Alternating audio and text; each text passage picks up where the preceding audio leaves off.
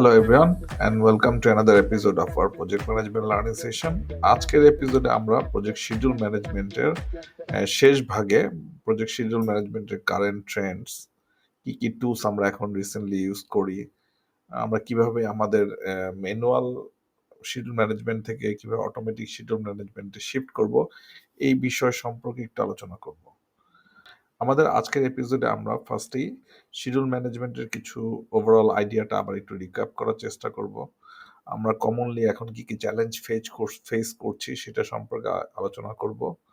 আমাদের এই যে চ্যালেঞ্জগুলোকে ওভারকাম করার জন্য আমরা কি ধরনের ট্রেন্ডস যেটা ভবিষ্যতের জন্য কাজে লাগবে সেই সম্পর্কে একটু কি কি মেথডোলজি বা টুলস আছে সেগুলো সম্পর্কে আলোচনা করব। ফাইনালি আমাদের ফিউচারটা কেমন হবে শিডিউল ম্যানেজমেন্ট নিয়ে সেটা নিয়েও কথা বলবো। প্রথমে আমরা আমাদের প্রজেক্ট শিডিউল ম্যানেজমেন্টের যে জেনারেল স্টেপ আছে সেটাকে একটু রিক্যাপ করার চেষ্টা করি। আমরা জানি যে প্রথমে আমাদেরকে জানতে হয় প্রজেক্টে কি কি ডেলিভারেবল আমাদেরকে আউটপুট করতে হবে। এখন এই ডেলিভারেবল গুলাকে আউটপুট করার জন্য আমাদেরকে কি কি অ্যাকশন নিতে হবে, সেই অ্যাকশনগুলোকে আমরা বলছি অ্যাক্টিভিটি লিস্ট। ওকে, যখন আমরা আমাদের প্রজেক্টের অ্যাক্টিভিটিগুলোকে আইডেন্টিফাই করতে পারি তাহলে যেটা হয় যে আমরা চারটা জিনিস একসাথে শুরু করতে পারি। প্রথমে আমাদের রিসোর্সগুলোকে আইডেন্টিফাই করতে পারি। সেকেন্ড হলো যে আমাদের প্রতিটা অ্যাক্টিভিটির জন্য কি ধরনের কস্ট হবে সেটা সম্পর্কে আলোচনা করতে পারি। থার্ড হলো যে আমাদের প্রতিটা অ্যাক্টিভিটির জন্য কি ধরনের ডিউরেশন লাগবে সেটা সম্পর্কে আইডিয়া করতে পারি। সো এখন যখন আমরা পাশাপাশি লাস্ট যেটা আইডেন্টিফাই করা যায় সেটা হলো যে আমরা যখন অ্যাক্টিভিটি লিস্টগুলো করছি, ডিউরেশনটাকে এস্টিমেট করছি অথবা কস্টটাকে এস্টিমেট করছি, ওই অ্যাক্টিভিটির সাথে কি কি রিস্ক আছে সেটা সম্পর্কে আলোচনা করতে পারি। আমরা যখন স্পেসিফিকলি শিডিউল ম্যানেজমেন্ট নিয়ে কথা বলছি তাহলে আমাদের মেজর কনসার্নটা থাকবে যে এই অ্যাক্টিভিটির জন্য কি কি পরিমাণ ডিউরেশন লাগবে। এখন এই ডিউরেশনটা জানার জন্য আমাদেরকে অ্যাক্টিভিটি ওই অ্যাক্টিভিটিগুলো কোন কোন সিকোয়েন্সে করতে হয় সেটা সম্পর্কেও আইডিয়া থাকা প্রয়োজন হয়। আমরা যখন ওই অ্যাক্টিভিটিগুলোকে সিকোয়েন্সিং করব এবং আমরা যখন জানবো যে ওই অ্যাক্টিভিটির জন্য কি ধরনের রিসোর্স রিকোয়ারমেন্ট আছে, এটা যদি আমরা জানতে পারি তাহলে আমরা আমাদের ওই অ্যাক্টিভিটির জন্য কি পরিমাণ কস্ট জেনারেট হবে সেটা সম্পর্কে আমরা একটা জেনারেল আইডিয়া পেয়ে যাই। যখন এইটা ওভারঅল একটা আন্ডারস্ট্যান্ডিং হয় তখন কিন্তু আমরা আমাদের যে অ্যাক্টিভিটি আছে সেটা ডিউরেশনটাকে এস্টিমেট করতে পারি খুব সহজেই। তার মানে আমরা যদি চারটা জিনিসকে একসাথে করতে পারি, একটা হলো cost estimation, resource requirements, sequence activities এবং অ্যাক্টিভিটিগুলোর জন্য কি ধরনের রিস্ক আছে, এই চারটা জিনিস যখন একুমুলেটলি আমরা কনসিডার করতে পারবো তখন আমি আমার প্রজেক্টের জন্য যে অ্যাক্টিভিটিগুলো আমরা পেয়েছি সেগুলোর ডিউরেশনকে এস্টিমেট করতে পারবো। আমি যখন ডিউরেশন এস্টিমেট হয়ে যাবে তার মানে কি আমরা মোটামুটি একটা জেনারেল আইডিয়া ওই যে অ্যাক্টিভিটিগুলোর সিকোয়েন্সিং এবং অ্যাক্টিভিটির যে নেটওয়ার্ক ডায়াগ্রাম আছে সেটা অনুসারে যদি আমি আমার শিডিউলিং টুলে এগুলোকে ইনপুট করি তাহলে আমরা আমাদের প্রজেক্টের একটা শিডিউল পাবো। যেহেতু এই শিডিউলটা আমরা রিসোর্সকে লেভেল করিনি, আমরা রিসোর্সকে স্মুথ করারও চেষ্টা করিনি, আমরা এই ধরনের কোনো কনসিডারেশন করিনি, এই শিডিউলটার টাইম ডিউরেশনটা হতে পারে যে আপনার যে প্রজেক্টের এক্সপেকটেশন আছে সেই এক্সপেকটেশনের বাইরে হবে। যখন এক্সপেকটেশনের বাইরে হবে তখন আপনাকে কিছু জেনারেল টুলস ইউজ করতে হবে, like resource levelling, schedule compression, fast tracking, crashing. এগুলাকে অ্যাপ্লাই করে আপনাকে চেষ্টা করতে হবে আপনার যে রিকোয়ার্ড শিডিউল ডেডলাইন আছে সেটার মধ্যে যেন আপনি আপনার শিডিউলটাকে রাখতে পারেন। পাশাপাশি যেহেতু আপনি রিস্কটাকে অ্যাকোমোডেট করার চেষ্টা করেছেন, আপনি দেখার চেষ্টা করবেন যে আমি যেই শিডিউলটা করেছি সেটার কনফিডেন্স লেভেল কেমন। তো এই কনফিডেন্স লেভেল জানানোর জন্য আমরা চেষ্টা করি হোয়াট ইফ অ্যানালাইসিস করার, মন্টে কার্লো সিমুলেশনও অনেক সময় ইউজ করে থাকি। যখন আমরা এই ধরনের কাজগুলো করব, হতে পারে আপনি যখন আপনি এখনকার ট্রেন্ডে আছে যে আপনি ডিজিটাল টুইন ইউজ করবেন, কিছু সিমুলেটর ইউজ করে সিমিলার ডাটা আপনি সিমুলেটরে দিয়ে দেখার চেষ্টা করবেন যে আপনি যে শিডিউলটা করেছেন সেই শিডিউলটা সাকসেস রেট কেমন হতে পারে, সেটা 90% হতে পারে 80%। এই কনফিডেন্স লেভেলটা জানার চেষ্টা করবেন। যখন আপনি এই শিডিউলটা কনফিডেন্স লেভেল, কম্প্রেশন, এভরিথিং আপনি কনসিডারেশন নিয়ে শিডিউলিং টুলে আউটপুটটা জেনারেট করবেন, সেটাই হবে আমাদের প্রজেক্টের জন্য একটা বেসলাইন। নরমালি যেটা হয় যে প্রজেক্ট বেসলাইনে আপনি ৩ টা জিনিস স্পেসিফিকলি থাকে। আপনার প্রজেক্টের মাইলস্টোন কি, কি আছে, specific activity completion time milestone কি, কি আছে, আপনার প্রজেক্টের প্রতিটা অ্যাক্টিভিটি স্টার্ট এবং এন্ড ডেট কবে, রাইট? আপনার প্রজেক্টের কোন, কোন অ্যাক্টিভিটিস গুলা ক্রিটিক্যাল পাথের মধ্যে আছে অথবা নিয়ার টু ক্রিটিক্যাল পাথের মধ্যে আছে, এই সম্পর্কেও কিছুটা আইডিয়া আপনাকে এই প্রজেক্ট শিডিউল ম্যানেজমেন্ট থেকে আউটপুট হিসেবে দেবে। আমরা এই ৩-৪ টা জিনিসকে কনসিডারেশনে নিয়ে আমাদের প্রজেক্টের শিডিউলের বেসলাইন তৈরি করি। যখনই বেসলাইনটা তৈরি হয়ে যায়, আপনি এক্সিকিউশনের সময় কোনো কারণে যদি বেসলাইনটা চেঞ্জ করতে হয়, তাহলে আপনি চেঞ্জ রিকোয়েস্টের মাধ্যমে আপনি আবার নতুন করে বেসলাইন করতে পারবেন। যখনই বেসলাইন ক্রিয়েট হয়ে গেল, আপনি এক্সিকিউশনে চলে গেলেন। আপনার কোনো কারণে যদি প্রজেক্টের ডেডলাইন স্লিপ হয়ে যায়, আপনি চেষ্টা করবেন কোনো কারেক্টিভ অ্যাকশন নেওয়ার, যাতে ওই কারেক্টিভ অ্যাকশনের মধ্যে আবার শিডিউল কম্প্রেশন টেকনিক, এই ধরনের লিডস অ্যান্ড ল্যাগ, এই ধরনের টেকনিকগুলো আবার এপ্লাই করে আপনি চেষ্টা করবেন যে আপনার যে প্রথম বেসলাইনটা ছিল সেই বেসলাইনের মধ্যে অ্যাক্টিভিটিগুলোকে কমপ্লিট করার চেষ্টা করতে। এই ফুল প্রসেসটাই আসলে কন্ট্রোল শিডিউলের মধ্যে হয়ে থাকে। ঠিক আছে? এটা হলো আমাদের লাস্ট প্রসেস, কন্ট্রোল এবং শিডিউল। এটা হলো জেনারেল আইডিয়া ওভারঅল শিডিউল ম্যানেজমেন্টের। আমরা একটু রিক্যাপ করে নিলাম যাতে আমাদের সামনের ডিসকাশনটা বুঝতে আপনাদের জন্য সহজ হয়। নেক্সট হলো যে আমাদের এখন কি, কি চ্যালেঞ্জ আমরা ফেস করছি। বেসিক্যালি আমরা যেহেতু শিডিউল ম্যানেজমেন্টটা করছি, শিডিউল ম্যানেজমেন্টটা ম্যানুয়ালি করছি শিডিউলিং টুল ইউজ করে। বেসিক্যালি কোনো শিডিউল ডিলে হবে কিনা অথবা কোনো শিডিউল স্লিপ হচ্ছে কিনা আমাদের সামনে, এই সম্পর্কে কোনো ওয়ার্নিং সাইন অথবা প্রেডিকশন আমাদের শিডিউলিং টুল অথবা শিডিউলিং মডেল দিতে পারে না। আর যেহেতু আমরা ডিউরেশন সম্পর্কে খুবই স্পেসিফিক আন্ডারস্ট্যান্ডিংটা করি, অনেকটা হিস্টোরিক্যাল ডাটাবেস অথবা আমরা এক্সপার্টিসকে অ্যানালাইসিস করে অথবা কোনো পার্সোনাল এক্সপেরিয়েন্সকে জাজ করে আমরা আমাদের রিসোর্সটাকে অ্যাকোমোডেট করার চেষ্টা করি অ্যাক্টিভিটিতে, বা রিসোর্সটাকে কনসিডারেশন নেওয়ার চেষ্টা করি অ্যাক্টিভিটি ওয়াইজ।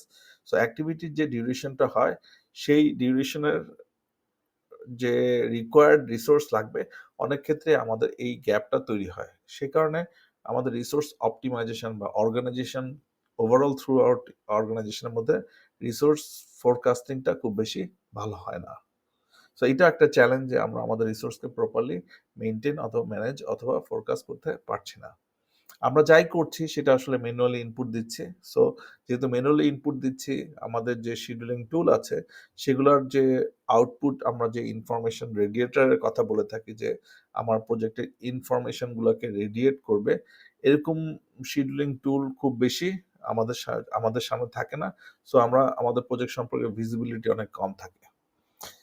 বেসিক্যালি এখন পর্যন্ত এমন কোনো শিডিউলিং টুল কমপ্লিটলি জেনারেট হয়নি যে এই শিডিউলিং টুল আমাকে আমার যে ভবিষ্যতের রিস্ক, যেসব অ্যাক্টিভিটির মধ্যে ডিপেন্ডেন্সি গুলো আছে সেগুলো সম্পর্কে প্রপার আন্ডারস্ট্যান্ডিং এখনই দেওয়ার চেষ্টা করার যে যে যে মেথোডোলজি আছে সেই সম্পর্কে আইডিয়া দিতে পারে না। সো এইটাও খুবই একটা ইম্পর্টেন্ট থিংস যে আমরা আমাদের সামনের কোন অ্যাক্টিভিটিস গুলো, কিছু আনসার্টেন ইভেন্ট গুলো ঘটবে কি ঘটবে না, এই সম্পর্কে প্রেডিকশন আমাদেরকে শিডিউলিং মেথড দিতে পারে না।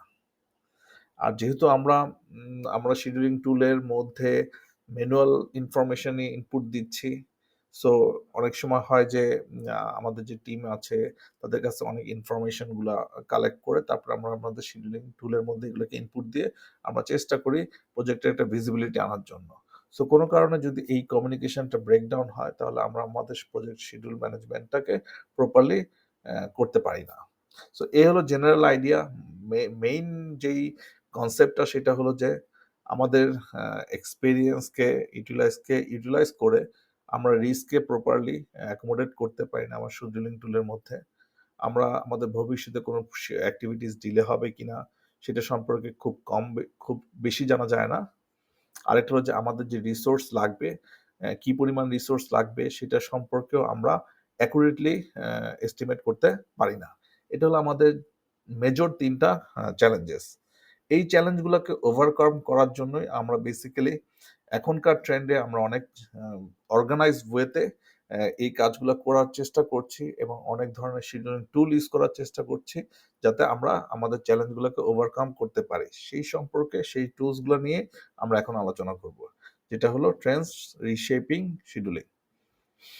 ফার্স্টেই যেটা সেটা হলো যে আমরা চাই এআই এবং মেশিন লার্নিং টুল ইউজ করতে। আমাদের অর্গানাইজেশনে আমরা চাই যে আমাদের শিডিউলটা করবে এআই। আমরা আমাদের শিডিউলিংটাকে অটোমেটিকলি অ্যাডজাস্ট করতে পারবো। টাস্কের যে আমরা সিকোয়েন্সিং করছি, এগুলো আমরা অটোমেটিকলি করতে পারবো। এটা হলো আমাদের মেজর প্রথম গোলস। যে আমরা আমাদের এআই এবং মেশিন লার্নিংকে ইউজ করে আমাদের শিডিউলটাকে অটোমেটিক করতে। আমরা চাই যে আমরা শিডিউলের মধ্যে অটো অ্যাডজাস্টমেন্ট করতে, রিসোর্সকে অটোমেটিকলি সিলেকশন করতে, অর্গানাইজেশনের রিসোর্স ক্যালেন্ডার যদি আমার কাছে থাকে সেক্ষেত্রে। এটা হলো ফার্স্ট। সেকেন্ড জিনিসটা হলো যে আমরা এটা আসলে অনেকটা যেটা হলো যে আমরা চাই যে আমাদের সিস্টেম অথবা আমাদের স্ট্রাকচারের মধ্যে আমরা হাইব্রিড মেথোডোলজিকে অ্যাকোমোডেট করতে পারি। তার মানে আমি কিছুটা অ্যাজাইল, কিছুটা ওয়াটারফল অথবা কিছুটা রোলিং ওয়েভ প্ল্যানিং এর মিক্সচারে ব্লেন্ড করে আমরা আমাদের অর্গানাইজেশনের শিডিউল ম্যানেজমেন্টটাকে করতে পারি। ঠিক আছে? থার্ড যেটা সেটা হলো যে প্রেডিক্টিভ অ্যানালাইসিস। বেসিক্যালি আমরা যেই ডাটাটা পেয়েছি সেই ডাটাটাকে যাতে প্রপারলি আমি মনিটর করতে পারি এবং ইজিলি আমরা ওইটাকে অ্যাক্সেসেবল করা যায় এবং সেই প্রেডিকশন অনুসারে প্রেডিক্টেবল অ্যানালাইসিসটাকে দিয়ে আমরা আমাদের ফিউচারকে যেন প্রপারলি ফোরকাস্ট করতে পারি। ফোর্থ হলো যে আমাদের ইএসজি এলাইনড শিডিউলিং। বেসিক্যালি এনভায়রনমেন্টের জন্য, সোশ্যাল হেলথের জন্য, সোশ্যাল গোলের জন্য আমাদের কিন্তু অনেক ধরনের কমপ্লায়েন্স মেনটেন করে চলতে হয়। তার মানে আমাদের এক্সটার্নাল আমাদের অর্গানাইজেশনের বাইরে যেই ধরনের রেগুলেটরি বডিজ আছে তাদের কিছু রুলস অ্যান্ড রেগুলেশন আমাদের শিডিউল ম্যানেজমেন্টের ক্ষেত্রে অথবা প্রজেক্ট ম্যানেজমেন্টের ক্ষেত্রে মেনে চলতে হয়, যাতে আমরা এটাকে সহজে আমরা যখন শিডিউলিংটা করছি আমরা যাতে এটাকে কমপ্লিটলি মেনটেন করে চলতে পারি সেই কারণেই এই ইএসজি অ্যালাইন শিডিউলিংটা নেসেসিটি হয়। ফিফথ হলো যে আমাদের যে collaboration teams, remote collaboration team. Basically আমাদের হাউ টু সে আমাদের অনেক ধরনের টিম স্ট্রাকচার থাকে, ভার্চুয়াল থাকে, কোলোকেটেড থাকে, অনেক ক্ষেত্রে টাইম গ্যাপ থাকে। সো এই ধরনের গ্যাপের ক্ষেত্রে টিমের মধ্যে কমিউনিকেশন অনেক ক্ষেত্রে ব্রেকডাউন হতে পারে।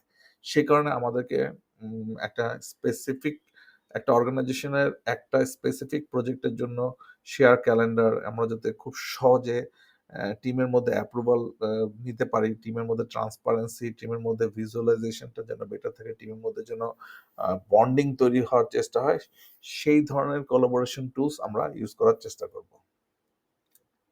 সেকেন্ড সিক্স যেটা সেটা হলো সাইবার সিকিউরিটি। বেসিক্যালি এটাও অনেকটা ইএসজি এর মতোই। আমরা যখন শিডিউলিং করছি আমাদেরকে ডিফারেন্ট অর্গানাইজেশনের compliance policy, GDP such like GDPR, এই ধরনের জিডিপিআর হলো general data protection mechanism for EU রিজনের জন্য।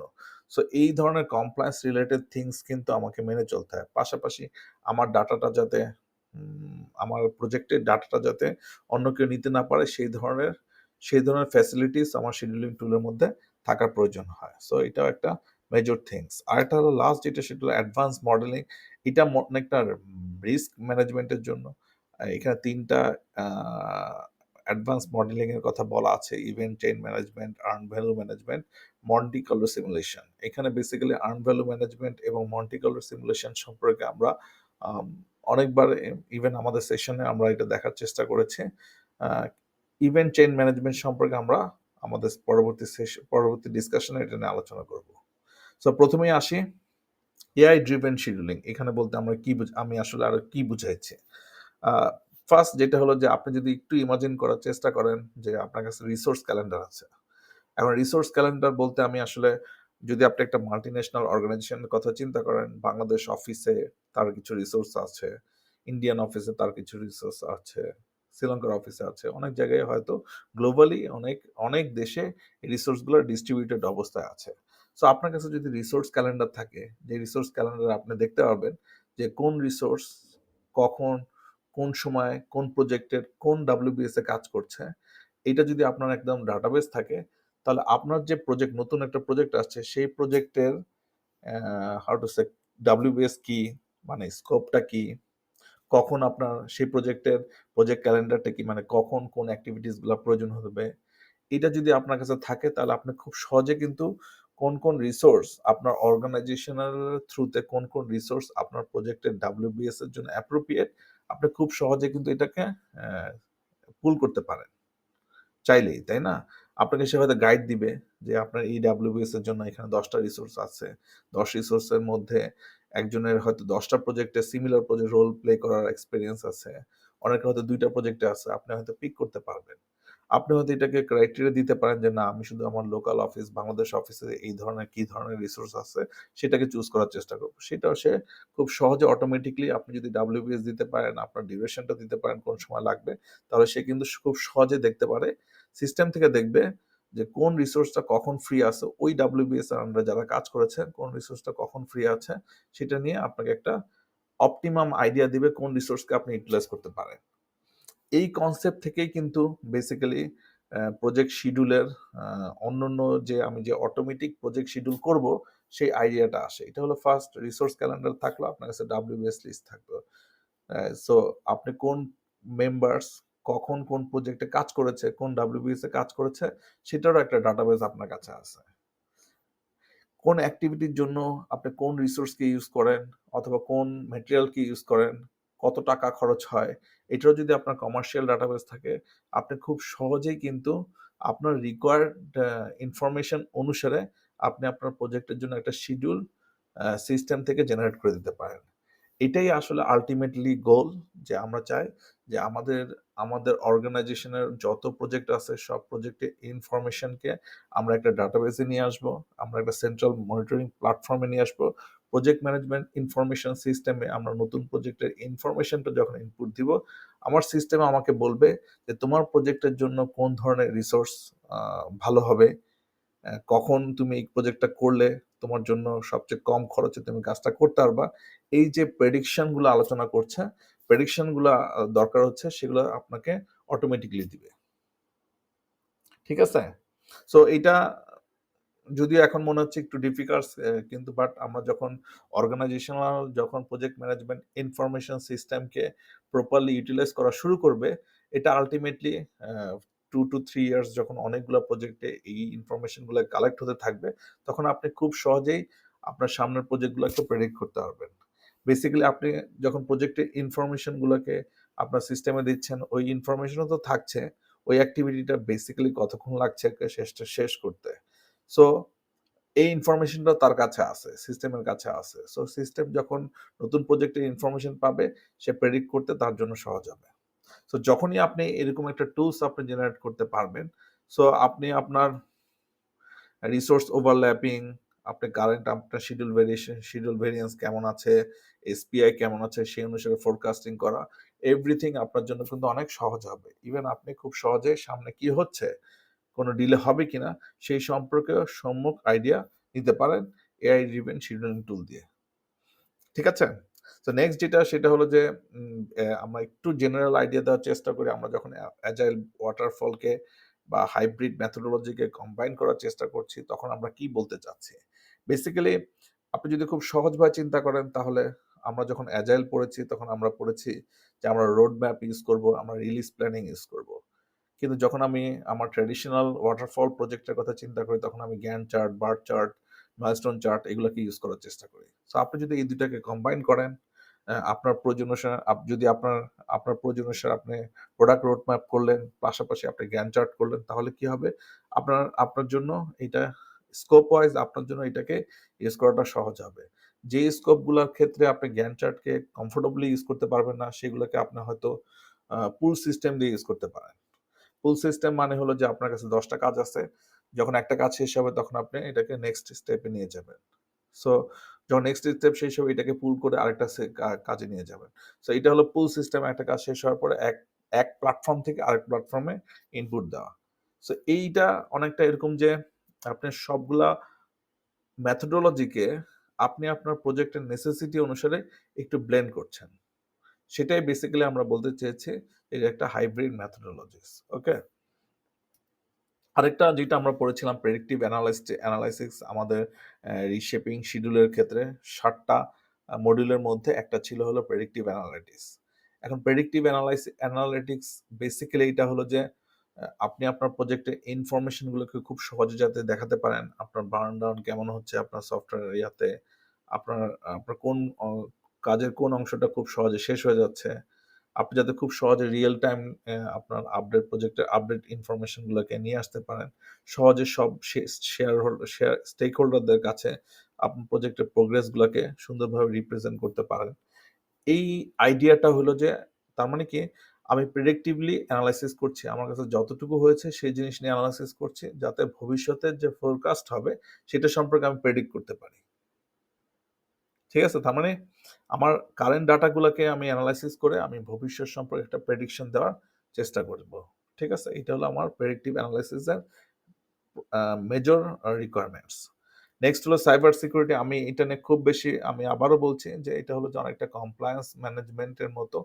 আপনি আপনার অর্গানাইজেশন থ্রুতে আপনি যে কাজটার জন্য করছেন সেই কাজটা কমপ্লাইড কিনা, এটা হতে পারে এক্সপোর্ট রেগুলেশন, এটা হতে পারে হেলথ রেগুলেশন, এটা হতে ডাটা সিকিউরিটি রেগুলেশন, এটা হতে পারে সিকিউরিটি রিলেটেড রেগুলেশন, এটা হতে পারে সাইবার সিকিউরিটি, দ্যাট মিনস আপনি কোনো থ্রেট যাতে না থাকে আপনার সিস্টেমের মধ্যে, যেটা হ্যাকিং এর পসিবিলিটি বাড়ায়। এই ধরনের কমপ্লায়েন্স রিলেটেড অ্যাক্টিভিটিস গুলোকে আমরা যদি শিডিউল ম্যানেজমেন্টের মধ্যে অটোমেটিকলি প্লাগ ইন করতে পারি, সেটা হবে আমার সাইবার সিকিউরিটি ম্যানেজমেন্ট মডিউলের আন্ডারে। ঠিক আছে? রিমোট টিম কোলাবোরেশন, এটা আমি বলেছি। বেসিক্যালি আমরা যদি এরকম ইউজ করি যেটা আমরা সহজে আমাদের টিমের মধ্যে ইউটিলাইজ করতে পারবো। আমাদের টিমের মধ্যে একটা জেনারেল কমন সেন্স তৈরি করার চেষ্টা করব। কমন রুলস অ্যান্ড রেগুলেশন তৈরি করার চেষ্টা করব টিম চার্টারের মাধ্যমে। আমার টিমের সবার জন্য একটা কমন ক্যালেন্ডার ইউজ করার চেষ্টা করব। আমরা যাতে আমাদের টিমের কোনো প্রসেসের মধ্যে অ্যাপ্রুভাল যাতে টাইমকে ওয়েস্ট না করে সেটা সম্পর্কে অ্যালার্ট থাকার চেষ্টা করব। টিমের মধ্যে যাতে কোনো ধরনের how to say power imbalance না হয় সেটা থাকারও চেষ্টা করব, যাতে সবার মধ্যে একই ধরনের স্কিলস এবং সবাই যেন একই রকম একটা হারমোনি নিয়ে কাজ করতে পারে। ঠিক আছে? লাস্টে এখানে এই ৪ টা টপিকস মধ্যে লাস্টটা ছিল ইএসজি অ্যালাইন শিডিউলিং। বেসিক্যালি এটাও সেম। তার মানে আমার যে টিম আছে তাদেরকে আমি চেষ্টা করব সবসময় একটা একটা নির্দিষ্ট স্পেসে কন্টিনিউয়াসলি কাজ করার জন্য। আমি চেষ্টা করব না একজনকে অনেক বেশি কাজ দেওয়ার মধ্যে। আমি চেষ্টা করব স্মল কাজ দিয়ে সবারকে একই রকম পেসে রাখার জন্য। সবার হেলথ নিয়ে আমি কনসিয়াস থাকবো। তার টিম, তার ওয়ার্ক এবং লাইফের মধ্যে যেন ব্যালেন্স থাকে সেটা করারও চেষ্টা করব। শিডিউলিং এর শেষ টুলসটা হলো অ্যাডভান্স শিডিউলিং টেকনিক, যেখানে আমি ইভেন্ট চেইন ম্যানেজমেন্ট সম্পর্কে একটু আলোচনা করতে চাই। ইভেন্ট চেইন ম্যানেজমেন্টও আসলে বেসিক্যালি একটা টুলস অ্যান্ড টেকনিক, যার মাধ্যমে আমি আমার শিডিউল এবং রিস্ক অ্যানালাইসিসটাকে ইমপ্রুভ করতে পারি আমার আনসার্টেন ইভেন্টগুলোকে আইডেন্টিফাই করে। ঠিক আছে? এখন আমরা ইভেন্ট বলতে কি বোঝাচ্ছি? একটা ইন্ডিভিজুয়াল ইভেন্ট যেটা সম্পর্কে আমার আইডিয়া ছিল না আগে। এটা যদি ঘটে তাহলে আপনার প্রজেক্টে কিছু ইমপ্যাক্ট তৈরি করে। এই ধরনের কি আনসার্টেন ইভেন্ট হতে পারে? আপনার হয়তো একটা স্পেসিফিক টাইপের রিসোর্স আনএভেইলেবল হয়ে গেল। আপনি আপনার রেগুলেটর থেকে আনএক্সপেক্টেডলি কিছু রুলস চেঞ্জ পাইলেন। আপনার প্রজেক্টে কিছু টেকনিক্যাল ফেলিওর হলো যেগুলো আপনি আগে থেকে প্ল্যান করেননি। আপনার সাইট এনভায়রনমেন্টে ওয়েদার খুব তাড়াতাড়ি চেঞ্জ হচ্ছে, যেটা আপনি আগে প্রেডিক্ট করতে পারেননি। সো এই ধরনের কেসে যখন এরকম একটা ইভেন্ট ঘটে, সেই ইভেন্টের বেসিক্যালি কিছু প্রবাবিলিটি থাকে যে আসলে ঘটবে কিনা এবং তার কিছু ইমপ্যাক্ট থাকে। এই অ্যানালাইসিসটা যদি আপনি করা থাকে তাহলে আপনার জন্য এই প্রেডিকশন করাটা সহজ যে ইভেন্টটা আপনার প্রজেক্টে ঘটবে কি ঘটবে না। আপনি আগে থেকে এটা প্রিকশন নিতে পারেন। ইভেন্ট চেইন বলতে কি বোঝাচ্ছে? যে একটা অনেকগুলো সিকোয়েন্স অফ ইভেন্ট যেগুলা লিঙ্ক টুগেদার। অনেক ক্ষেত্রে হয় যে রেগুলেটরি যখন চেঞ্জ হচ্ছে তখন আপনার অনেকগুলো অর্গানাইজেশনের মধ্যে চেঞ্জ হয়ে যায়। অনেক রুলসের মধ্যে চেঞ্জ হয়, যেগুলো একটার সাথে আরেকটা রিলেটেড। সো এই ধরনের কেসে আমরা সেটাকে বলতে ইভেন্ট চেইন। তার মানে একটা ইভেন্ট যদি ঘটে সেটা অন্য ইভেন্টকেও ইমপ্যাক্ট করার পসিবিলিটি বেড়ে যায়। এই ধরনের ইভেন্ট চেইনকে আমরা আসলে আমাদের প্রজেক্টের রিস্কগুলোকে প্রপাগেট করার জন্য এই ধরনের ইভেন্টগুলাই কিন্তু বেসিক্যালি রেসপন্সিবল হয়ে থাকে। ঠিক আছে? এর ইমপ্যাক্টটা কি? আমরা যদি এরকম ধরনের ইভেন্ট ঘটে যেগুলা আনসার্টেন ছিল, অনেক ক্ষেত্রে যেটা হয় সেটা হলো যে আমাদের টাস্কটা ডিলে হয়। আমাদের টাস্কটার মধ্যে চেঞ্জ আনার প্রয়োজন হয়। আমাদের ডিউরেশন কস্ট চেঞ্জ হয়। আমরা রিওয়ার্ক করতে হয়। আমাদের রিসোর্সকে প্রচুর শিফটিং করার প্রয়োজনীয়তা হয়। সো এই ইভেন্ট ঘটার পসিবিলিটি এবং ইমপ্যাক্টকে অ্যানালাইসিস করে এবং আপনার যে শিডিউলিং নেটওয়ার্ক ডায়াগ্রাম আছে সেটাকে দেখে আপনি মন্টি কার্লো সিমুলেশনের মাধ্যমে আপনি কিন্তু এস্টিমেট করতে পারেন যে আপনার প্রজেক্টের কতটুকু ডিলে হতে পারে, কোন ইভেন্ট ঘটতে পারে, কোন ইভেন্ট আপনার প্রজেক্টের জন্য ওভারঅল রিস্ককে এক্সপোজ করতেছে বেশি। এই সম্পর্কে একটু আন্ডারস্ট্যান্ডিং দেয়া হলো মন্টি কার্লো সিমুলেশন। সো মার্কেটে বেসিক্যালি এই ধরনের টুলস অনেকগুলো আছে যারা আমাদের প্রজেক্টের জন্য একটা রিয়েলিস্টিক শিডিউলিং টুল প্রবাবিলিটি অ্যানালাইসিস করে একটা শিডিউল জেনারেট করছে, রেদার আমাদের যে ট্র্যাডিশনাল গ্যান্ট চার্ট আছে সেটাকে অ্যাভয়েড করে। সো বেসিক্যালি এটা কিভাবে আমরা এটাকে ইউজ করি? আমরা ইউজ করি আমাদের যে মাইক্রোসফট প্রজেক্ট অথবা অন্য কোনো যে শিডিউলিং টুল আছে তার সাথে প্লাগইন কিছু অ্যাড করে আমরা এটাকে ইউজ করতে পারি। এটা আসলে এটা আমাদের খুব সহজে ডিটারমাইন করে যে কোন আমাদের শিডিউল টুলের মধ্যে বা আমাদের প্রজেক্টের যে নেটওয়ার্ক ডায়াগ্রাম হয়েছে, অ্যাক্টিভিটি নেটওয়ার্ক ডায়াগ্রাম হয়েছে, সেই নেটওয়ার্ক ডায়াগ্রামে কোন টাস্কটা খুবই ভ্যালুয়েবল। এরকম হতে পারে আমরা যেটা খুব সহজে জানি যে কনভার্জেন্ট অথবা ডাইভার্জেন্ট টাস্কটা অনেক বেশি ইম্পর্টেন্ট হয়ে থাকে। সো সেই ধরনের অ্যাক্টিভিটিসগুলোকে আইডেন্টিফাই করার চেষ্টা করে এবং সেই অ্যাক্টিভিটিসের যে রিস্ক আছে সেটার প্রবাবিলিটিকে ধরে একটু বাফার রাখার চেষ্টা করে, কন্টিনজেন্সি প্ল্যান তৈরি করার চেষ্টা করে আমাদের এই শিডিউলিং টুলটা। ঠিক আছে?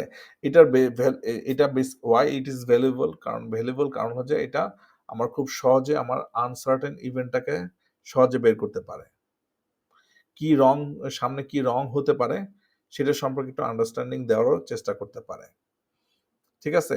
এই ধরনের টুলস বেসিক্যালি মার্কেটে অনেক এভেইলেবল আছে। এর মধ্যে একটা হলো রিস্কি প্রজেক্ট, প্রিমাভারা রিস্ক অ্যানালাইসিস যেটা প্রিমাভারা সফটওয়্যারের সাথে কাজে লাগে। ডেলটেক অ্যাকুমেন রিস্ক এটা আপনি মাইক্রোসফট প্রজেক্টের সাথে ইউজ করতে পারবেন। ফুল মন্টে অ্যাড অন এটা মাইক্রোসফট প্রজেক্টেই ইউজ করা যায়। তো এই ধরনের টুলসগুলোকে ইউজ করে আপনি আপনার প্রজেক্টের জন্য রিস্কটাকে বেটার ম্যানেজ করতে পারেন এই ধরনের টুলসকে আপনি ইউজ করে। ঠিক আছে? এখানে আরো ২ টা টুলসের কথা আছে, সেটা একটা হলো ডিজিটাল টুইনস আর একটা হলো ব্লকচেইন। ডিজিটাল টুইনস সেটা হলো যে আপনি আপনার প্রজেক্টের যে স্কোপটা আছে সেই স্কোপটা আপনি সফটওয়্যারের মাধ্যমে রিয়েল রিয়েল সফটওয়্যারের মানে সফটওয়্যারের মাধ্যমে ওই রিয়েল ফিগারটাকে সফটওয়্যারে জেনারেট করার চেষ্টা করবেন। সো এইটা হলো ডিজিটাল টুল। তার মানে এটাও one kind of simulation type things যেটার কাজ হলো কপি করা আপনার রিকোয়ারমেন্টটাকে মানে এআই টুলস এর মধ্যে ওটাকে রিয়েল ভিউটা নিয়ে আসার চেষ্টা করা। ঠিক আছে? এইটা নরমালি কনস্ট্রাকশন, ম্যানুফ্যাকচারিং এই ধরনের ইন্ডাস্ট্রির ক্ষেত্রে বেশি ইউজ হয়ে থাকে। এইটাও এই মার্কেটে অনেক ধরনের টুলস আছে। আপনার ইন্ডাস্ট্রি অনুসারে আপনাকে এটা ইউটিলাইজ করতে হবে। আমি জাস্ট কিছু নেম বলছি, সেটা হলো সিমেন্সের এনএক্স অথবা টিম সেন্টার, অটোডেস্কের Tandem, Bentley iTwin, Microsoft Azure digital twins, Dassault system 3D experience. এটা 3D ভালো 3D ভিউ দেখায় আরকি। আমি যদিও এটা ইউজ করিনি, বেসিক্যালি আপনাদের যদি নেসেসিটি হয় আপনারা ইউজ করতে পারেন। কিন্তু এগুলা কিন্তু আস্তে, আস্তে ট্রেন্ডিং এ আসতেছে এবং এটা যত বেশি সময় যাবে অর্গানাইজেশন যত বেশি এক্সপেরিয়েন্স হবে প্রজেক্টে, তাদের যত বেশি লেসন লার্ন রেজিস্টার থাকবে আপনার প্রজেক্টের টাস্ক এবং অ্যাক্টিভিটিস গুলোর জন্য, তত বেশি আপনি শিডিউলিং টুলকে ইউজ করে আপনি আপনার নতুন প্রজেক্টের শিডিউলটাকে অ্যাডজাস্ট করতে পারেন খুব সহজে। আরেকটা হলো ব্লকচেইন। বেসিক্যালি এটাও একটা সিকিউরিটি রিলেটেড থিংস। আপনার ২ টা অথবা আপনি এভাবে চিন্তা করতে পারেন যাতে আপনার ডাটাটা লস না হয় আপনার প্রজেক্টে। সেজন্য ২ টা কম্পিউটারের মধ্যে কিভাবে ডাটা লস না হয়ে আরেকটা রিডান্ডেন্ট হিসেবে কাজ করতে পারে সেই সম্পর্কে আইডিয়া দেয়া হলো এই ব্লকচেইন সফটওয়্যারের মাধ্যমে। ঠিক আছে? এটাও অনেকগুলো টুলস আছে। এর মধ্যে ইম্পোর্টেন্ট হলো hyper ledger fabric, Ethereum Solidity, ProBuild, VeChain. Basically আমি এই ২ টার কোনোটাই ইউজ করিনি। কারণ আমার ইন্ডাস্ট্রির জন্য এটা খুব বেশি কাজে লাগে না digital twins basically. A but এটা মনে হয় হেল্পফুল কারণ ট্রান্সমিশন অথবা অন্য কোনো ইয়ার জন্য এই ধরনের ডিজিটাল টুইন অনেক ভালো কাজ করে। আমরাও এটা আস্তে, আস্তে শুরু করার চেষ্টা করছি আমাদের ট্রান্সমিশনের জন্য। আমাদেরকে সফটওয়্যার দেওয়া হয়। যে সফটওয়্যার আমরা চাইলে ওইটাকে যেকোনো মডেলকে আমরা কপি পেস্ট করে ওই মডেলের কি ধরনের সার্ভিস আমি এই মডেলের মধ্যে ইনক্লুড করতে পারি সেই সম্পর্কে কনফিগারেশন এবং সবকিছু আমরা কিন্তু অ্যানালাইসিস করতে পারি ওই সফটওয়্যার টুলসের মাধ্যমে। ঠিক আছে? এটা অনেকটাও ডিজিটাল টুলের মতোই। বাট প্রজেক্ট ম্যানেজমেন্টের জন্য আমি বেসিক্যালি শিডিউলিং অথবা এগুলোর জন্য আমি বেসিক্যালি ডিজিটাল টুলস অথবা ব্লকচেইন এই ধরনের কোনো সফটওয়্যার আমি এখনো পর্যন্ত ইউজ করিনি। বাট এনিহাউ এটা ট্রেন্ড আপনাকে জানতে হবে এবং বেসিক্যালি যত সময় যাবে এইগুলোর ব্যবহারও তত বেশি বাড়তে থাকবে আরকি। সো ফাইনালি আমরা যে আলোচনাগুলো করলাম যেগুলো ট্রেন্ড কি হবে, কি চ্যালেঞ্জ আছে আমাদের মধ্যে, সেগুলো নিয়ে বেসিক্যালি আমাদের সামনের দিনগুলোকে নিয়ে আগাতে হবে। সো আমরা সামনে কি দেখতে পাবো? সামনে যেমন দেখতে পারবো যে আমরা আমাদের মেশিন লার্নিং এবং এআই টুলসকে ইউজ করে আমরা আমাদের প্রজেক্টের টাইমলাইন জেনারেট করছি এবং আমরা খুব সহজে প্রেডিক্ট করছি ভবিষ্যতে কি হচ্ছে।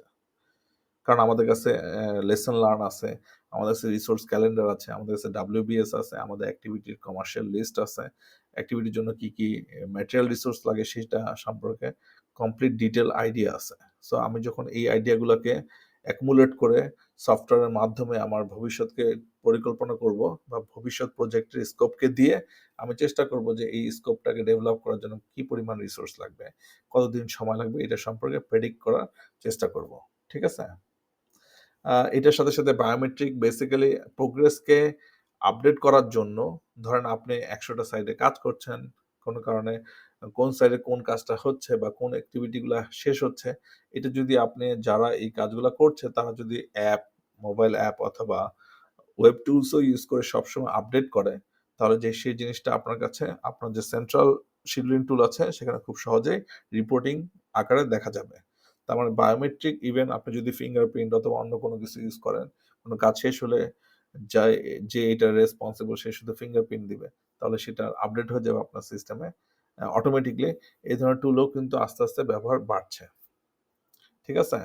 আর লাস্টে আমরা যেটা বলেছিলাম কিছু অ্যাডভান্স মডেলিং আমরা ইউজ করব, event chain management, Monte Carlo simulation so that আমরা আমাদের ফিউচারের রিস্কগুলোকে খুব সহজে আইডেন্টিফাই করতে পারি। প্রতিটা রিস্কের জন্য অথবা আমার প্রজেক্টের ওভারঅল রিস্কের জন্য আমরা কিছু বাফার অথবা কন্টিনজেন্সি প্ল্যানিংও আমার মধ্যে থাকে। শেষটা হলো কম্পিটিটিভ অ্যাডভান্টেজ বেসিক্যালি আপনি যদি টুলসকে আপনার মধ্যে সিস্টেমে যদি ডেভেলপ করতে চান অথবা আপনার অর্গানাইজেশন যদি এই ধরনের টুলসকে ডেভেলপ করতে চায় তাহলে তাহলে মার্কেটে কিন্তু এখন অলরেডি অনেক ধরনের টুলস আছে এই যেগুলো আপনাকে হেল্প করবে প্রজেক্টের শিডিউলকে আপনি খুব প্রবাবিলিটি অ্যানালাইসিস করে বের করার জন্য। সো আপনাকে কম্পিটিটিভ হতে হবে, আপনার টুলসটাও সেই ধরনের কম্পিটিটিভ হওয়ার নেসেসিটি রয়েছে। ঠিক আছে? এই হলো আমাদের জেনারেল আইডিয়া। এটা হলো আমাদের ভবিষ্যৎ। আমরা শিডিউলিংকে চেষ্টা করব অটোমেটিক্যালি করার জন্য। আমার রিসোর্স অপটিমাইজেশন, রিসোর্স লেভেলিং এগুলো কিন্তু বেসিক্যালি এখনই অপটিমাইজ করা যায় মাইক্রোসফট প্রজেক্টের মাধ্যমে। তার তার এই ফিচারগুলো আছে অলরেডি। কিন্তু আপনি যদি রিস্ক অথবা আনসার্টেন ইভেন্ট অথবা আপনার যে লেসন লার্ন আছে, আপনার অর্গানাইজেশন রিসোর্স কত ধরনের এভেইলেবল রিসোর্স আছে, এটাকে যদি আপনার টুলস এর মধ্যে নিয়ে আসতে চান, তাহলে আপনাকে ১ম এই অর্গানাইজেশনের মধ্যে এই ফাংশনালিটি গুলা ডেভেলপ করতে হবে। আপনার কিছু স্ট্রাকচার ওয়েতে আপনার প্রজেক্টগুলোকে ম্যানেজ করতে হবে যাতে আপনার সব রিসোর্স কোন WBS এ কখন কতটুকু কাজ করেছে এক্সপেরিয়েন্স সহ এই ইনফরমেশনগুলো যেন আপনার একটা সেন্ট্রাল প্ল্যাটফর্মে থাকে। তখন যেটা হয় যে আপনি কোন রিসোর্সকে কোন অ্যাক্টিভিটির জন্য সিলেক্ট করবেন, কে কোন অ্যাক্টিভিটির জন্য বেস্ট সেটা সম্পর্কে আপনার সিস্টেম খুব খুব ভালো আইডেন্টিফিকেশন দিতে পারে এবং রিসোর্স যদি আপনার অর্গানাইজেশন বা আপনার লোকাল অফিসের বাইরে অন্য কোনো অফিসে সিমিলার টাস্কের জন্য অ্যাভেলেবল থাকে সেটাও কিন্তু আপনার সিস্টেম আপনাকে খুব সহজে দিতে পারবে। সো এইটা যদি আপনি ডেভেলপ করতে চান তাহলে আপনাকে এখন থেকে আপনার অর্গানাইজেশনের মধ্যে প্রজেক্ট ম্যানেজমেন্টের যে জেনারিক আন্ডারস্ট্যান্ডিং আছে সেগুলোকে ইনপুট দেওয়া শুরু করতে হবে। ঠিক আছে? এছাড়া বেসিক্যালি রিয়েল ডাটা না ছাড়া আপনি কখনোই রিস্ককে প্রপারলি ম্যানেজ করতে পারবেন না। আপনার কাছে যদি এই ডাটাই না থাকে যে এই ধরনের প্রজেক্টে কি পরিমাণ রিস্ক জেনারেট হয় অথবা কি ধরনের আনসার্টেন ইভেন্ট ঘটে, যেটা ঘটলে কি ধরনের ইমপ্যাক্ট হয়, এটা যদি রিয়াল কোনো ইনফরমেশন আপনার সিস্টেমে না থাকে, ও কিন্তু খুব সহজে খুব এটা তার জন্য ইম্পসিবল ওই আনসার্টেন ইভেন্ট ঘটলে কি হবে এটা বের করা। কারণ তার কাছে কোনো ডাটা নেই।